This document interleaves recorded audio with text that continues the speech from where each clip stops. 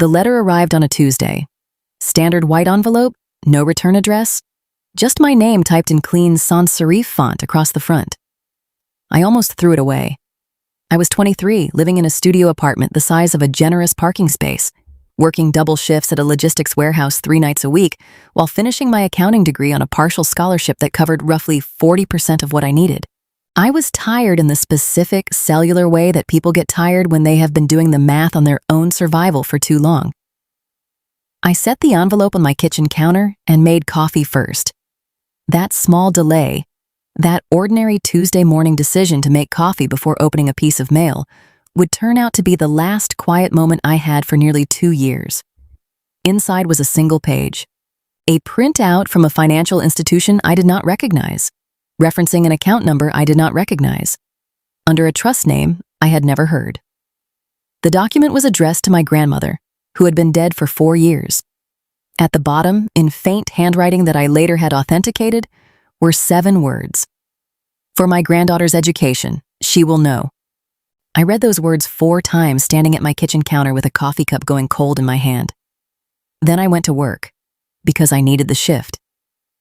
Let me tell you something about the particular silence of a house where money is kept secret. It has a texture. It is not the silence of poverty, which is loud in its own way, full of the sound of calculations being made out loud at kitchen tables, of parents whispering in the next room about what can be cut, of children learning very early that certain questions have no good answers. The silence I grew up in was different. It was the silence of sufficiency carefully curated to look like scarcity. The silence of a woman who drove a 12-year-old car and clipped coupons and complained every Thanksgiving about the price of the turkey, while somewhere in accounts I was never shown, a different reality existed. My grandmother's name was Rosaria. She came to this country from Portugal at 19 with less than $300 and a sister who died of pneumonia 6 months after they arrived. She spent the next 60 years building something out of almost nothing, which is a sentence that sounds like a cliche until you understand that she did it with a clarity of purpose that most people cannot sustain for 6 weeks. She cleaned houses. She invested in a small commercial laundry service in the 1970s. She sold her share of that laundry in 1989 and put the money somewhere quiet. She remarried once briefly and the man left, and she did not speak of him again. She had 1 daughter. That daughter was my mother. My mother's name is Diane. Diane and Rosaria did not get along in the way that certain mothers and daughters fail to get along, which is to say completely, structurally, at the level of fundamental assumptions about what a life is for. Rosaria believed in accumulation, in patience, in the dignity of numbers kept carefully in ledgers. Diane believed in the present tense, in comfort purchased now, in the social currency of being seen at the right events, in the right clothes, driving the right car. They were 2 opposite philosophies housed in a family, and I was the third point in the triangle, the child who watched both of them and understood neither completely, until I was old enough to understand both completely. When I was 9, Rosaria pulled me aside at Christmas dinner. My mother was in the kitchen, already 3 glasses into a bottle of red wine, already doing the things she did at family gatherings where she performed warmth so precisely that it looked almost real. Rosaria took my hand. She was a small woman by then, compact and deliberate, her English still accented in a way that made everything she said sound like a statement of fact. She said, "You are going to need to take care of yourself. No one else will do it for you." I thought she was talking about general life philosophy. She was talking about money. I did not know that yet. What I did know, even at 9, was that the 2 women in my life occupied entirely different relationships to the concept of the future. Rosaria saved. She saved with the methodical consistency of someone who had experienced genuine scarcity and intended never to experience it again. She had a small ledger book, green, cloth-covered, that she updated by hand every Sunday. I saw it once when I was helping her look for something in her kitchen drawer. I picked it up without understanding what it was. She took it from me gently, without scolding, and said only that it was her record of things. When I asked what kind of things, she said, "The important kind." Diane spent. Not recklessly, not in the way that produces immediate visible crisis. She spent strategically, which is more dangerous because it takes longer to collapse. She spent on the right car, the right neighborhood, the right school district, so that I attended a good school, which I am grateful for in spite of everything. She spent on the wardrobe and the social invitations and the charity committee memberships that she believed constituted a life of substance. She was 37 years old and she looked, if you met her at a fundraising dinner, exactly like the kind of woman who had everything under control. This is the thing about financial performance. It is indistinguishable from financial stability until the documents surface. The particular cruelty of my childhood was not that we lacked money. We did not. My mother earned a reasonable income as a regional sales director for a hospitality company. And we lived in a house and ate regular meals, and I had school supplies and 2 pairs of clean sneakers. The cruelty was subtler and more targeted than that. It was the specific, repeated communication. That college was something I would have to figure out largely on my own. That there was simply no provision for it. That I should be grateful for whatever institutional aid I could scrape together. Because the family had given me everything it could and the rest was up to me. That message was delivered calmly, consistently, and over years. It was delivered in the context of a life that looked, from every external angle, like a life in which things were fine. It produced in me a particular kind of ambition that is not really ambition at all, but rather a deep, structural refusal to be dependent on someone who has demonstrated they cannot be relied upon. I worked from the age of 15. I studied with the intensity of someone who understands that a grade point average is a form of currency. I applied for every scholarship I could find. I built the life I built not because I was exceptional, but because I had received very clearly the message that no one was coming to help me. And I believed it. I believed it completely. And it was true, and it was also a lie, which is the most specific kind of betrayal there is. My college fund was established when I was born. I know this now with certainty, verified by documents, authenticated by a forensic accountant whose hourly rate made me nauseous, confirmed by the trust records that a probate attorney named Marcus Chen pulled out of county archives on a Wednesday afternoon, while I sat across from him in a chair that was slightly too small for the gravity of what he was reading to me. The fund was a revocable living trust. Rosaria established it in 1996, 3 months after I was born, and she funded it over the following 2 decades, through a combination of direct deposits and the reinvestment of dividends from a portfolio of index funds and municipal bonds that she had been quietly maintaining since the early 1980s. By the time I was 18, the trust held $214,000. $214,000. I want you to sit with that number for a moment, because I spent 18 years not knowing it existed while I watched my mother tell me that there was simply no money for school, that I would need to take out loans, that life was expensive and she was doing her best, that Grandma Rosaria had left almost nothing when she died because she had spent it all on medical bills in her final years. Medical bills. Rosaria died of a heart attack, quickly, at home, with no significant prior illness and no extended hospital stay. Her final medical expenses were covered entirely by Medicare and a supplemental insurance policy she had held for 11 years. I know this because I requested her medical records.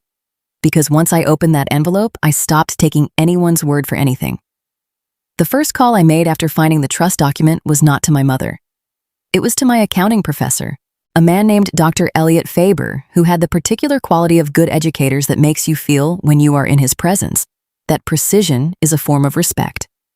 I told him what I had found. I did not tell him who was involved. I asked him, as a hypothetical, what the legal mechanisms were for someone to access a revocable living trust before it was dispersed to its named beneficiary. He looked at me for a long moment. "That's not a hypothetical," he said. "No," I said, "it's not." He referred me to Marcus Chen, who had been his student 20 years earlier and who now handled estate and trust litigation. Marcus Chen was the kind of attorney who did not perform urgency. He moved slowly through documents. He asked questions that seemed tangential, and then 20 minutes later, you understood exactly why he had asked them. He charged $350 an hour, and I paid him with a credit card that I was not sure I could cover, and I told him everything. The trust documents showed 2 things clearly. First, that I was the sole named beneficiary of the Rosaria Almeida Educational Trust.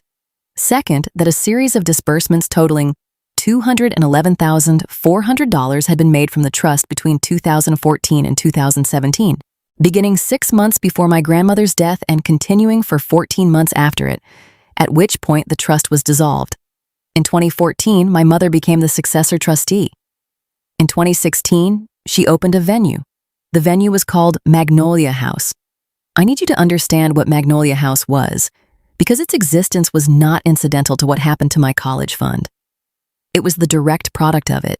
Magnolia House was an event venue on the outskirts of the city, a converted Victorian property on 3 acres of landscaped grounds, with a ballroom that held 250 guests, a catering kitchen, a bridal suite, a garden gazebo, a fully equipped bar, and an Instagram presence that my mother maintained, with a dedication she had never applied to anything involving me. It hosted weddings, corporate retreats, fundraising galas, birthday parties for people who spent $20,000 on birthday parties. It had a 4.8 star rating on every major review platform. It had been featured twice in regional wedding publications. It was, by every external measure, a success. It had been built with my money, not metaphorically, not approximately. The initial capital expenditure for the renovation of the Magnolia House property, including the purchase of the building lease, the structural renovation, the interior design, the commercial kitchen installation, and the initial marketing campaign, totaled $208,000, dispersed in 4 tranches between September 2014 and March 2016. The trust disbursements match the tranches almost exactly. I have the bank records, both sets of them. Here is what my life looked like during those same years, so you have the full picture. I graduated from high school with a 3.9 GPA and 2 merit-based scholarship applications that both required family financial disclosure forms. My mother completed those forms. She disclosed income, but not assets. She listed the trust, which she was legally obligated to disclose as a financial asset of which I was the beneficiary, as dissolved and of 0 value. Both scholarship committees declined my applications, citing sufficient family financial resources as the basis for their determination. I never saw those forms. I did not know what was on them until Marcus Chen subpoenaed them 2 years later. I enrolled in community college on a payment plan. I worked. I transferred after 2 years to the State University, where I was accepted into the accounting program and received a partial institutional scholarship. I took out $22,000 in federal student loans. I moved into the smallest apartment I could find, and I learned to eat in ways that were nutritionally adequate and financially sustainable, which is a skill set I wish I had not needed to develop at 20 years old. My mother attended my community college graduation ceremony in a white linen blazer and told everyone she spoke to that I had always been so independent, so self-sufficient that she had raised me to not need anyone. She posted a photo of us on the Magnolia House Instagram. It got 412 likes. What she did not post, what the Instagram account did not document, was the morning 6 weeks earlier when I had called her to ask if there was any way she could help with a gap in my tuition payment. Not a large gap. $1,100 due in 9 days. And I was short because a shift at the warehouse had been cut and the math had stopped working that month. I asked carefully. I asked once. I had learned by then that asking more than once produced a particular quality of silence in her that was somehow worse than a no. She said she was tight that month. She said the venue had a big renovation coming and the capital was committed. She said she was sorry. She said she was proud of how resourceful I was. I hung up and called the financial aid office and arranged a short-term bridge loan at 8% interest for 90 days and paid my tuition and went back to work. The venue renovation she referenced cost $47,000, according to the invoices Marcus Chen later obtained. The renovation was funded by a disbursement from the Rosaria Almeida Educational Trust, made 11 days before that phone call. I want to be precise about this because precision matters. My mother told me she was financially constrained 9 days before a disbursement of $47,000 hit her business account. $47,000 that had been sitting in a trust under my name for the explicit purpose of funding my education. I was $1,100 short on tuition, and she told me she was tight. I am not telling this to generate sympathy. I am telling it because it is the factual record, and the factual record is the only thing I trust anymore. The Tuesday I opened that envelope, I sat in accounting class 2 hours later and felt the world arrange itself differently around me. This happens sometimes when you receive information that retroactively explains a decade of your life. The sensation is not quite anger and not quite grief. It is something closer to the feeling of a lens clicking into focus. Every blurry thing suddenly sharp. Everything that had not made sense now making perfect, terrible sense. I'd always wondered why my grandmother, who loved me in her specific, unsentimental way, had left me nothing. She had called me on every birthday. She had sent me $20 bills and cards with handwritten notes about the importance of keeping records. She had once, when I was 15 and complaining about a math teacher, told me that numbers never lied and that people who were afraid of numbers were usually people with something to hide. I had thought she was being eccentric. She was giving me a tutorial. She left me everything she intended to leave me. It simply never arrived. Marcus Chen filed the initial complaint with the probate court in March. The cause of action was breach of fiduciary duty. A successor trustee has a legal obligation to administer a trust solely in the interest of the named beneficiaries. Using trust funds to capitalize a private business venture while the beneficiary remains unaware and financially disadvantaged is not a gray area. It is not a matter of interpretation or competing legal theories. It is, in the formal language of the complaint, a clear and documented breach. The complaint was 41 pages long. It included annotated bank statements, the original trust documents, the scholarship disclosure forms, my mother's business registration records for Magnolia House LLC, the property lease agreement, the renovation invoices, and a timeline that Marcus had built from public records, cross-referenced with the trust disbursement schedule that made the sequence of events impossible to misread. My mother's attorney responded 3 weeks later with a letter arguing that the trust disbursements had been made in good faith, that my mother had believed the educational trust was no longer necessary given my receipt of institutional financial aid, and that the use of remaining trust funds to create a family business asset was a reasonable exercise of trustee discretion, that I, as an eventual heir, would ultimately benefit from. I read that response in Marcus Chen's office and experienced a specific, almost academic calmness that I later recognized as the emotional state produced by encountering an argument so factually disconnected from reality that it does not produce outrage.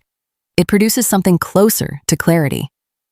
She's saying the money was always going to come back to me, I said. Eventually, Marcus said, through inheritance of the business she built with your money. After she's done using it. That's the argument, yes. I thought about that for a moment. Then I said, what happens to a wedding venue if it loses its operating license? Marcus looked at me over the rim of his reading glasses. That's an interesting question, he said. I'm an accounting student, I said. I find licensing structures very interesting. What most people do not know about event venues, particularly those that serve alcohol, is that their legal operation depends on a layered stack of permits and licenses that must each be individually maintained, renewed, and kept in good standing with separate municipal and state agencies. There is the liquor license, issued by the State Alcohol Control Board. There is the food service permit, issued by the County Health Department. There is the public assembly permit covering occupancy and fire safety, issued by the city. There is the special events permit, required for gatherings above a certain size, issued by a different municipal office. Each of these licenses requires clean documentation. Each of them has an annual renewal cycle. Each of them is subject to complaint-based investigation. Magnolia House held a state liquor license, a county food service permit, a city public assembly permit, and a commercial zoning certification. My mother had been meticulous about maintaining them. She was, whatever else she was, professionally competent. What she had not been meticulous about was the disclosure of the trust litigation on her liquor license renewal application. State alcohol control boards require license holders to disclose all pending civil litigation related to financial fraud or breach of fiduciary duty. This is not an obscure provision. It is standard language in most states' liquor license applications, present because the state has a legitimate interest in ensuring that alcohol licensees are not currently subject to allegations of financial misconduct. It is also, in practice, a provision that many small business owners do not read carefully, particularly when they are renewing a license they have held for several years and have developed the habit of treating the renewal form as a routine administrative task. My mother renewed the Magnolia House liquor license in April, 7 weeks after the probate complaint was filed. She did not disclose the pending litigation. I discovered this because I requested a copy of the renewal application through a public records request. That process took 3 weeks and cost $12 in administrative fees. What came back was a photocopy of the renewal form, 14 pages, with every section completed in neat, printed handwriting that I recognized as my mother's. Question 17 asked, in plain English, whether the applicant or any principal of the licensed business was currently subject to any pending civil litigation involving allegations of fraud, financial misconduct, or breach of fiduciary duty. The response was a checkmark in the box labeled No. The probate complaint had been filed 7 weeks earlier. It was a matter of public record. The case number was assigned, the summons had been served. There was no world in which my mother was unaware that a civil complaint existed, because her own attorney had filed a response to it. I brought the renewal form to Marcus Chen at our next scheduled meeting. I put it on the table between us, next to the complaint filing with its timestamp clearly visible, and I did not say anything. Marcus looked at both documents for a long moment. Then he said, "She checked no." "She checked no," I confirmed. He was quiet for another moment. Then, "That's a separate matter from the trust litigation." I said I was aware of that. I asked whether it was a matter I was permitted to report to the relevant agency. He said it was a matter of public record and that any member of the public who believed a licensing disclosure had been falsified was entitled to bring it to the board's attention. I asked whether doing so would affect the trust case. He said it would have no legal bearing on the trust case, but might affect the opposing party's willingness to settle. I told him I would think about it. I thought about it for 4 months. I thought about it with the same methodical care that I brought to every decision in that period, which is to say that I did not act on emotion, and I did not act on impulse, and I did not act until I had consulted with Marcus, documented the timeline thoroughly, obtained a written analysis from a regulatory compliance specialist who confirmed that the non-disclosure was material under the board's own published guidelines, and determined that filing the complaint was both legally appropriate and factually defensible on every point. I did not file the complaint as revenge. I want to be careful about that claim because I know how it sounds, and I know that people who do things out of revenge almost always tell themselves they are not doing things out of revenge. So let me be more precise. I filed the complaint because a licensing non-disclosure is a matter that the Alcohol Control Board is specifically designed and empowered to investigate, and because I had documented evidence that the non-disclosure was material, and because it is not my responsibility to protect someone from the regulatory consequences of their own choices. The call I made to the Alcohol Control Board took 11 minutes. I had a file in front of me. I gave the information methodically, in the order in which it would be most useful to an investigator. The license number, the renewal date, the case number for the probate action, the date the probate action was filed, the specific language of the disclosure provision, and my contact information for follow-up. The woman on the other end of the line asked me to hold twice. When she came back the second time, she said that an investigative file would be opened and that I would receive a confirmation letter within 10 business days. I thanked her and ended the call. Then I made dinner because I had a shift the next morning and I needed to sleep. This is the reality of what people call leverage. It is not dramatic. It is not a confrontation with raised voices and things finally being said. It is an 11-minute phone call during which you speak calmly and give accurate information to an administrative office, and then you make dinner, and then you wait. The drama comes later, and it comes on the other person's timeline, not yours, which is perhaps the most unsettling thing about it for someone who has always believed that if they kept things moving fast enough and loud enough, they could outpace the consequences of their choices. What followed was not fast. I want to be honest about this, because narratives about justice tend to compress time in ways that distort what justice actually feels like from inside it. It is not a single confrontation. It is not a moment where everything is revealed and everyone understands. It is paperwork. It is waiting. It is a succession of phone calls and letters and hearings that are scheduled and postponed and rescheduled. It is a forensic accountant named Patricia Ewan who spent 3 weeks reconstructing the trust's financial history from tax records, bank documents, and investment statements, and who sent me a bill that I paid in 4 installments because even the process of recovering from being robbed costs money. The Alcohol Control Board completed its investigation in October. They found that the non-disclosure was material and willful. They issued a notice of intent to revoke. A notice of intent to revoke is not a revocation. It begins a 30-day period during which the license holder can respond. My mother's attorney responded, arguing that the non-disclosure was an oversight and that the trust litigation was being contested and thus had not been adjudicated as fraud. The board's administrative law judge held a hearing in November. I submitted a written statement. My mother did not attend. Her attorney attended and argued for a fine rather than revocation. The judge issued a 60-day suspension. Not revocation, suspension. 60 days, beginning on December 1st, during which Magnolia House could not serve alcohol. December and January, the peak of wedding season in our region. The 2 months that, according to the venue's own booking calendar, which was publicly accessible through their website, contained 27 confirmed events, including 9 weddings, 4 corporate holiday parties, and a charity gala that had sold tickets at $250 per seat.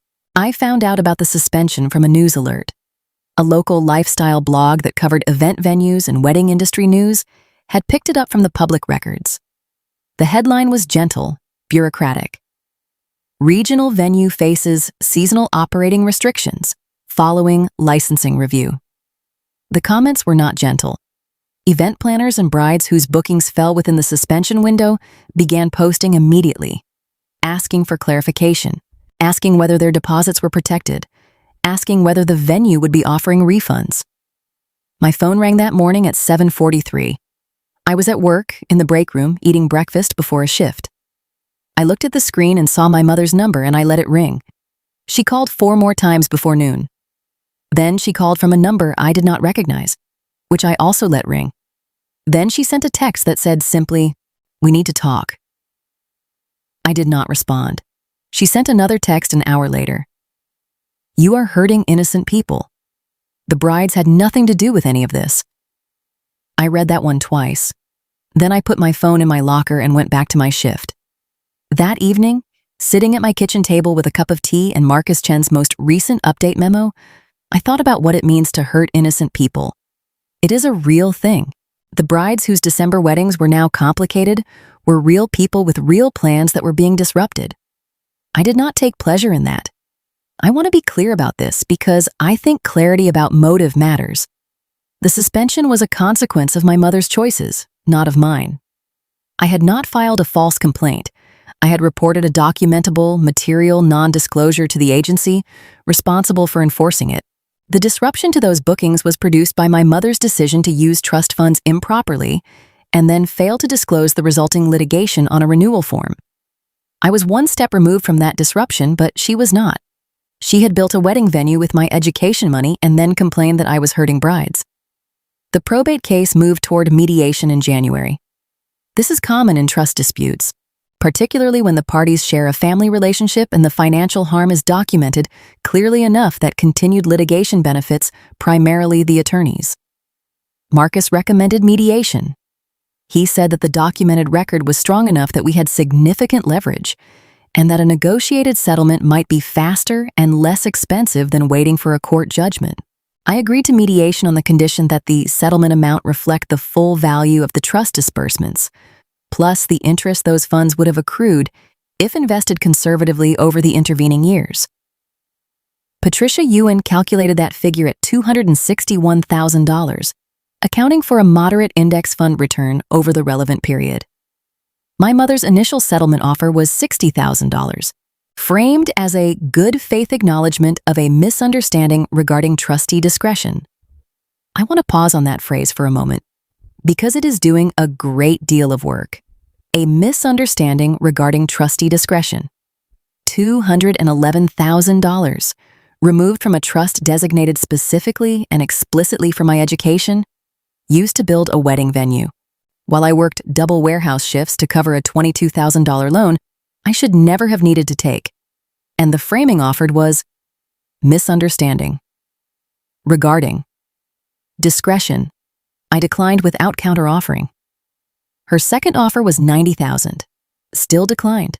Her third offer was $140,000, structured as a payment plan over 4 years. I declined that one too, and I asked Marcus to communicate to her attorneys that our position on the settlement amount was not changing. If she wanted to avoid a court judgment, she needed to come to the actual number. This produced a period of approximately 3 weeks during which I was later told by someone with knowledge of those conversations, my mother experienced what her attorney delicately described as significant emotional distress. There were, apparently, phone calls in which she cried. There was, I was told, a conversation in which she described me as having been taken over by bitterness, as having been manipulated by lawyers, as being so focused on a number that I had lost sight of the relationship. I was given this information and I received it the way I received most information at that point, as data, as additional context for understanding how the other party was approaching the negotiation. It did not change my position. The mediation sessions themselves were conducted in a conference room at a neutral attorney's office, with Marcus and me on one side, and my mother's 2-attorney team on the other. My mother did not attend. This was her right and also, I suspected, a strategic decision by her legal team, since her presence in the room would have required her to sit across a table from me in a setting where emotional responses are visible and the documented record is spread out on the table in front of everyone. The mediator was a retired judge named Harold Sims, who had the quality of experienced neutrals that makes you feel very precisely that he has seen this specific kind of dispute many times and holds no particular opinion about it. He moved between rooms, he asked questions. He summarized positions without editorializing. He was extremely good at his job. Over the course of 2 sessions totaling 9 hours, the offers moved. $90,000 became $110,000. $110,000 became $160,000 with a shorter payment schedule. $160,000 became $205,000 with a 5-year lien structure. At that point, the mediator suggested a recess, and Marcus and I sat in our room, and he asked me whether we were close enough to a number that I wanted to close. I thought about it for a moment. Then I said, I want the fiduciary breach acknowledgement in the language of the agreement, not a settlement of disputed claims. A specific acknowledgement that the disbursements were made in violation of her duties as trustee. Marcus said that would be the harder ask. I said I was aware of that. It took another 4 days after the mediation session, conducted through attorney correspondence, to get there. The final settlement was $237,000, with $60,000 paid immediately, and the remainder secured by a lien on the Magnolia House property and its associated business assets. The payment schedule was 5 years. The agreement included, in paragraph 7, a formal acknowledgement that the trust disbursements had been made in violation of my mother's fiduciary duties as successor trustee.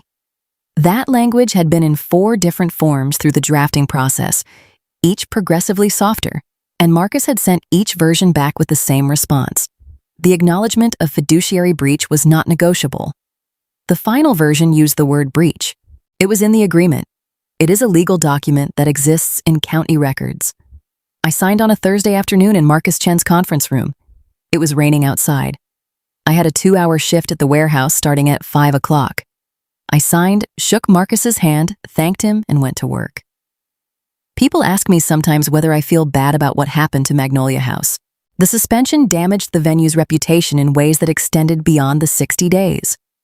3 of the December bookings canceled entirely and pursued deposit refunds, which became their own legal matter. 2 wedding publications declined to feature the venue in subsequent issues, citing the licensing issue. The charity gala relocated. The venue's online rating dropped from 4.8 to 4.1 within 6 weeks, driven largely by clients who had experienced the December disruption and clients who had read about the licensing issue and decided not to book. I do not feel bad about the licensing issue because I did not create it. I feel something more complicated about the venue itself, which is that it was built with real skill and real effort and genuine professional competence. And those things are true simultaneously with the fact that it was built with money that was not my mother's to use. I think about Rosaria sometimes, in the way you think about people whose intentions you understand more clearly in retrospect than you ever did in real time. She wanted me to have an education without debt without dependence, without the specific vulnerability that comes from needing something from someone who may choose not to provide it. She understood that vulnerability because she had lived it. She built the trust over 20 years, $20 at a time when it was $20 and $1,000 at a time when it was $1,000, because she believed that money held in the right structure could protect someone she loved from having to negotiate with people who did not love them back in equal measure. She was right. It just took a detour. The first installment payment from the settlement arrived in February. I deposited it and sat in my apartment for a long time afterward, not doing anything in particular. Just sitting. The amount was enough to pay off my student loans entirely and still have a significant remainder. I did not pay them off immediately. I ran the numbers first, compared the interest rates on the loans against what I could reasonably earn by investing the money, made a spreadsheet that my grandmother would have approved of, and then paid them off. Because the psychological weight of debt is also a number, and it is sometimes worth paying to be free of it. I finished my accounting degree that May. I graduated with honors. No one from my family attended the ceremony because I did not invite them. I had a friend from the program, a woman named Soledad, who is one of the people who makes graduate school survivable, and she came and took photos, and we went for lunch afterward, and she said, correctly, that I seemed lighter than she had ever seen me. I started working at a mid-size regional accounting firm in June. I was good at it immediately, not because of any talent beyond the ordinary, but because I had been doing the work of a close reader of financial documents for 2 years, and that practice does not leave you. I knew how to look at a set of accounts and find the thing that was not where it was supposed to be. I knew what the ordinary flow of money looked like, and I knew what it looked like when something was being moved that was not supposed to move. I knew this the way you know things that you learned not from a textbook, but from necessity. Within my first year, I was assigned to a trust audit that involved a family estate dispute. My supervising partner, a methodical woman named Grace Park, who had been doing this work for 22 years, put the initial file in front of me and watched me work through it. I found the discrepancy in 40 minutes, a series of disbursements over 3 years that did not match the stated purpose of the trust instrument. The amounts were different. The mechanism was identical. Grace looked at what I had highlighted and then she looked at me. She said, "You've seen this before." I said I had some familiarity with the pattern. She did not ask me to explain. She moved on to the next item on the agenda. This is one of the things I appreciate most about working with people who are very good at what they do. They do not require personal narrative as context for professional competence. The work speaks for itself, or it does not. The work spoke for itself. Within 18 months, I had been assigned to 3 additional estate-related audits. I was not yet 30 years old. I had student loans that were paid off, a settlement lien that was performing on schedule, a savings rate that would have made my grandmother nod with satisfaction, and a professional skill set built partly from 4 years of accounting education and partly from something no educational institution offers as a course: the specific, granular experience of tracing your own stolen money through someone else's bank records. There are worse ways to develop expertise. My mother and I have not spoken since the settlement was signed. She attempted contact 3 times in the first year: a letter that her attorney sent suggesting a phone call, a message delivered through a mutual family acquaintance, and a voicemail on my cell phone that I listened to once and deleted. The voicemail was 7 minutes long.